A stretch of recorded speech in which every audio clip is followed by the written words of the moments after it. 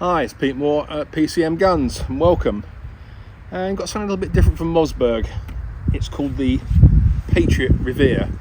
Now the Patriot is their basic bolt action rifle. I looked at one in Gunmart the other month, synthetic stock, 5-shot drop magazine, a good general working rifle at about 500-ish quid, which is not bad these days, that will shoot. One I have was in 308.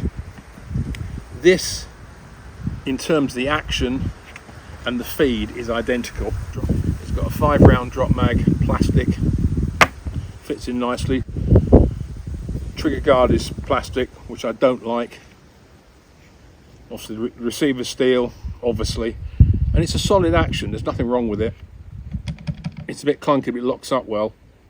And what they think they're trying to do is build a sort of a more classic type gun. This is what they call a grade 2 walnut stock, European walnut. I'm not sure about that, but the figure's nice. The colour's a bit flat, but it's a nice stock. It feels good.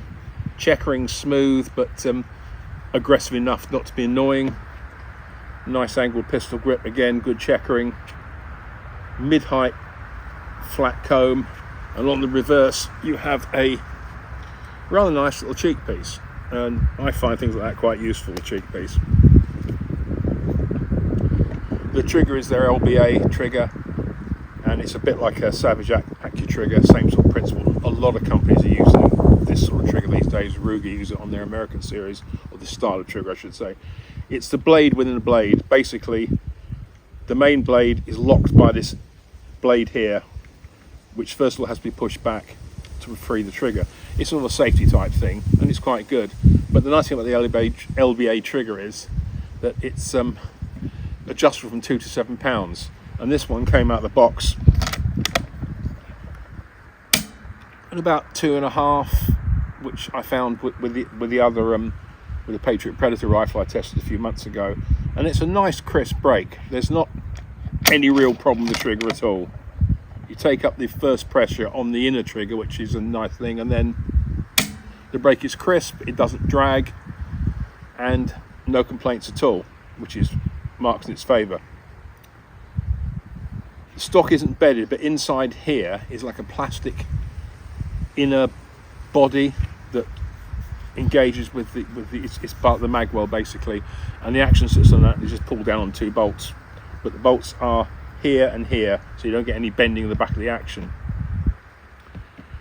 Controls very simple, standard bolt handle, not bad knob in the end. Safety catch is a la Remington, rolling, pulls back for safe with bolt operation, which is nice, and forward to fire. The other side is a small tag for the bolt release. So it's a pretty looking piece of wood, if you like wood.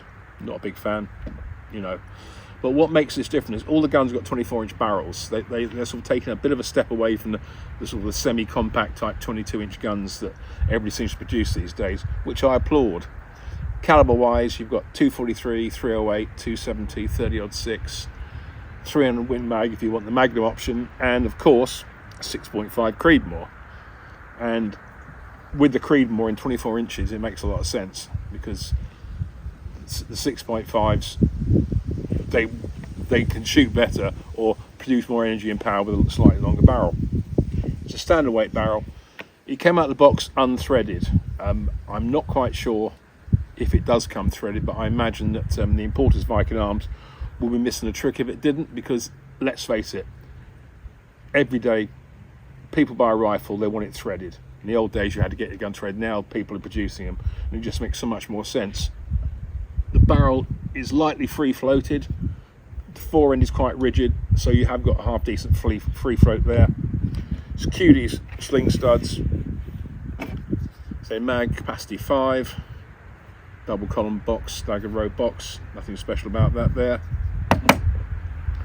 And I think it's just for the people who want, you know, this is a modern rifle, don't get me wrong, they want something that's a little bit on the classic side. Whether you approve of wood or not, it's entirely up to you. I use 3 loads with this, 1 reload and 2 factory. On the left is a 129 grain Hornady soft point. In the middle, the Norma 142 grain ballistic tip. It's like the ELDX, it's a slightly heavier bullet in 6.5, and it has a good BC. And on the right is perhaps the most popular, obviously the most effective 140 grain hunting load for the 6.5 Creedmoor. It's a Cellium Barrow. It's nothing special, but it shoots really well. So I shot a Predator MVP in this the other week, and it was shooting .355 an inch. It was from a 24-inch heavy barrel, but it really shot. So let's just see how it goes.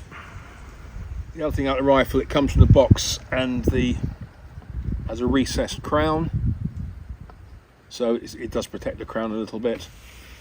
And really, that is about it.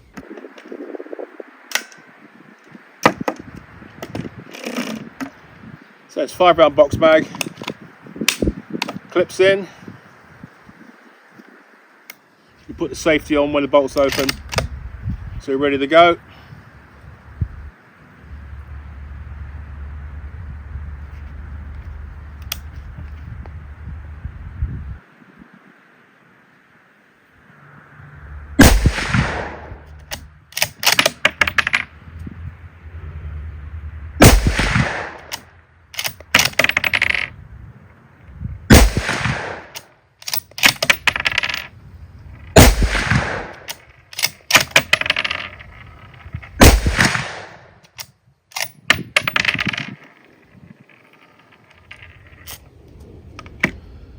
That's 5 rounds. Recoil's not too bad, bearing in mind you haven't got a moderator on the end. It functions fine. You can top up the magazine or you can drop a round in if you need to. The drop mag's okay.